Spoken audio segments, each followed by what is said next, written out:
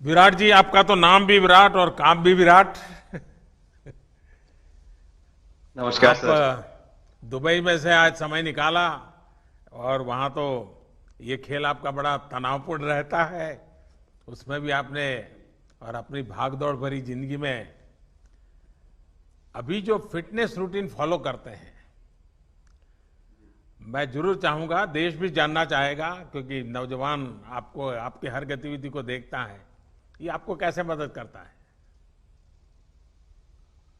पहली बात तो बहुत बहुत धन्यवाद सर यहाँ पे हम सबको बुलाने के लिए। एक सब लोगों ने फिट इंडिया मूवमेंट के बारे में बात करी और इसके फायदे इसके लाभ हमको रोज अपनी डेली लाइफ में किसी ना किसी तरीके से दिखते हैं। सबने अपने एक्सपीरियंसेस बताए। मिलिंद जी ने भी बहुत अच्छी बातें रखी। बहुत इंस्पिरेशनल उनका भी काम रहा है, उनकी जर्नी रही है पिछले कुछ सालों में। मैंने भी बहुत ऑब्जर्व किया है। और मेरे खुद के एक्सपीरियंस में सर एक ट्रांजिशन एक्सपीरियंस करने को मिला मुझे कि जिस जिस पीढ़ी में हम खेलना शुरू हुए और जो उस समय खेल की हमारी डिमांड्स थी, वो बहुत तेजी से बदली एक समय के बाद। और मुझे ये एक्सपीरियंस हुआ कि जो एक हमारा सिस्टम बन चुका था, हमारा एक रूटीन बन चुका था, वो हमारे खेल के डिमांड्स के लिए सही नहीं था और उसे बदलना जरूरी था। क्योंकि हमारा खेल बहुत तेजी से आगे बढ़ रहा था और मुझे ऐसा महसूस हुआ कि हम कुछ फिटनेस के पॉइंट ऑफ व्यू से पीछे छूट जा रहे थे। हमारी स्किल में कभी कोई प्रॉब्लम नहीं थी। तो एक स्वामी जी ने भी बात रखी, आपने भी बात करी, मिलिंद जी ने भी पहले बताया। एक जो सेल्फ रियलाइजेशन की बात है कि आपको खुद से रियलाइज हो कि मुझे क्या बदलना है अपने अंदर। तो मुझे वो एक समय पे खुद भी एक्सपीरियंस हुआ कि नहीं, फिटनेस जो है वो प्रायोरिटी होनी चाहिए। और अगर मैं आपको ऑनेस्टली बताऊं तो पहले खेल को अच्छा करने के लिए फिटनेस मैंने शुरू करी, लेकिन आज अगर प्रैक्टिस मिस भी हो जाए तो मुझे इतना खराब नहीं लगता। लेकिन अगर फिटनेस सेशन मेरा मिस हो जाए या एक्टिविटी मिस हो जाए तो मुझे ज्यादा खराब लगता है। तो इसके फायदे जो हैं तो सर वो सबसे पहले आपको ये जो नया मंत्र जगा, तो दिल्ली के छोले भटूरे का ही बहुत दुखता हुआ होगा। बहुत ज्यादा सर। मतलब जो अभी हमने थोड़ी देर पहले बात करी कि हमारा जो नेटिव डाइट है, एक जिस रीजन से हम आते हैं उसका जो हम वो खाते हैं, उससे कभी मैंने कभी एक्सपीरियंस नहीं किया कि हेल्थ इश्यूज हुए हो या किसी को कोई बीमारियों का सामना करना पड़ा हो। मेरी खुद के एक्सपीरियंस में मेरी नानी, मैंने बहुत समय तक देखा, इतनी ज्यादा उम्र में भी उनकी हेल्थ हमेशा ठीक रही। हमेशा उन्होंने घर का सिंपल खाना खाया। तो मैं जब पला बड़ा तो शहरी खाना, मतलब बहुत ज्यादा बाहर का खाना होता था। खेलने कूदने जाते थे तो आते जाते बहुत सारी चीजें ऐसी खा ली कि जो हेल्थ पॉइंट ऑफ व्यू से अच्छी नहीं है। तो डाइट का भी एक बहुत बड़ा कंट्रीब्यूशन था, जो डिसिप्लिन नहीं था। तो वो फिटनेस, फिजिकल फिटनेस और डाइट दोनों चेंज करना पड़ा सर। उस उसकी वजह से ही चेंजेस आने शुरू हुए। और मैं इस चीज से इसलिए रिलेट कर पाता हूँ क्योंकि जैसे हमारे खेल में चेंजेस आए, आज की लाइफ की भी डिमांड्स बहुत ज्यादा हो गई हैं, बहुत हेक्टिक हो गई है लाइफ। तो अगर हम अपनी फिटनेस को उस पेस के साथ नहीं रखेंगे, सिंक में नहीं रखेंगे, तो हम पीछे छूटते चले जाएंगे। तो अगर हम लोग अपनी फिटनेस को नहीं इंप्रूव करते तो हमारे खेल में भी आज हम बहुत पीछे छूटते चले जाते।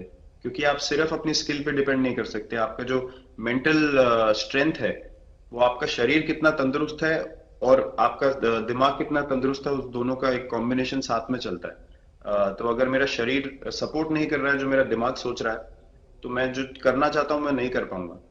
तो मुझे आपके ये छोटे सामने छोटे कैलोरी चेंजेस। कम करने का भी तो चैलेंज रहता होगा और इतना बड़ा काम करने का भी चैलेंज रहता होगा। उसको कैसे हैंडल करते हैं।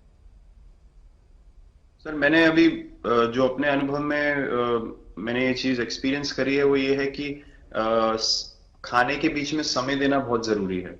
हम लोग बहुत बार खाते हैं और फिर बड़ी मील के बाद वो छोटा पोटा खाते चले जाते हैं पूरा दिन। तो वो जो हमारा सिस्टम है, उसको कहीं प्रोसेस करने का मौका ही नहीं मिलता खाने को, और रात तक हम खाते चले जाते हैं। तो मैं जब छोटा भी था तो 11:30 12 बजे डिनर हो रहा है, उसके बाद मीठा खा के एकदम सो गए।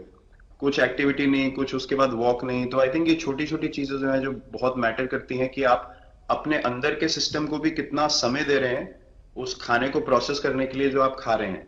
अ, तो उसके लिए अवेयरनेस बहुत जरूरी है कि आप किस वजह से कर रहे हैं। आप अपने आप को ओवरऑल फिट रखने के लिए कर रहे हैं या फिर सिर्फ वेट लॉस के लिए कर रहे हैं, जैसे अभी रुजुता जी ने बोला।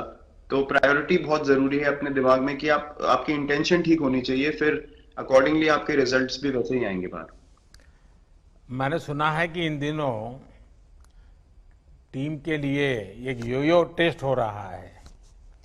क्या ये कैप्टन को भी ये योयो टेस्ट करवाना पड़ता है कि आपको छुट्टी होती है? और योयो टेस्ट होता क्या है?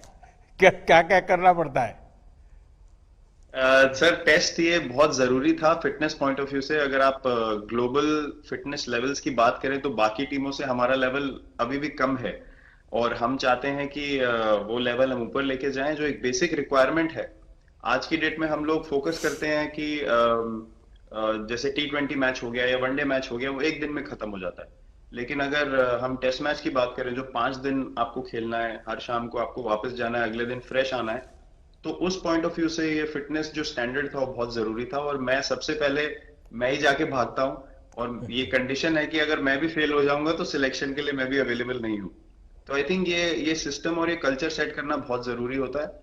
और उससे क्या होता है सर, ओवरऑल एक जो फिटनेस लेवल है टीम का बढ़ेगा। जैसे टेस्ट क्रिकेट में हमारा बहुत बार होता है कि आप थके हुए हैं, तीसरे दिन आके आपको, जैसे हमारे फास्ट बॉलर्स हैं आज की डेट में, वो दुनिया में सबसे ऊपर है, तो उनको अगर दूसरे तीसरे चौथे दिन आके वो एफर्ट डालना है फील्ड पे, तो वो डाल सकते हैं। पहले क्या होता था, स्किल हमारे पास हमेशा से रही है, लेकिन शायद जो मैंने आपको बोला वो ट्रांजिशन मैंने जो एक्सपीरियंस किया, हम लोग वो जरूरी समय जो आता है जहाँ पे शरीर थक जाता है और टीम को आपकी जरूरत है, वहां पे परफॉर्मेंस जो है हमारी डिप हो जाती थी और दूसरी टीम जीत जाती थी।